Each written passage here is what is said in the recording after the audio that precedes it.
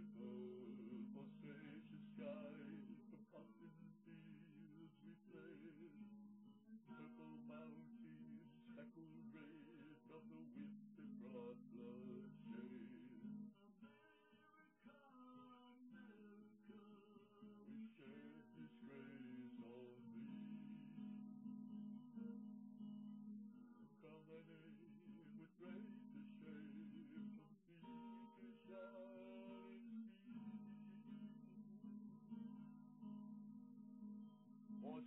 7 years ago, a whole bunch of fellows we've all come to know, our forefathers brought to this great continent a new nation forged by fighting with the British hell-bent.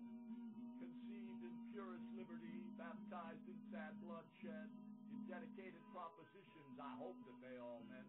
All men are created equal was the message that they sent, but what happened to us next makes this dream a wee bit bent. You see, many of these good old boys had slaves that they each kept, out picking cotton every day while neglected babies wept. And the Irish and the Chinese who helped build our vast railroads were unwelcomed by so many except to carry heavy loads. They didn't practice what they preached, they were truly hypocrites, and they butchered all the Indians for the homelands that we kept. I remember as a child the water fountains that had signs, one for whites and one for coloreds way back when in '59. And in the backs of all the buses was the place they had to ride. If your skin was black, you sat there or you were left outside. They had names for each minority I will not dare to mention, and the whites all lived in splendor amidst endless racial tension. There were lynchings, terrible beatings, and some very unjust trials. Many innocent men went off to jail while the jurors sat and smiled. Exactly 76 years since Abe Lincoln's speech. We've got prejudice galore, we still don't practice what we preach. We got a president who's black, but many still have to attack his birthplace and his efforts, never giving him some slack. Now they're talking about electrifying immigrants. Herman Cain, who is a black man, wants to build that mighty fence. Old Rick Perry's an agreement, but he's truly such a louse.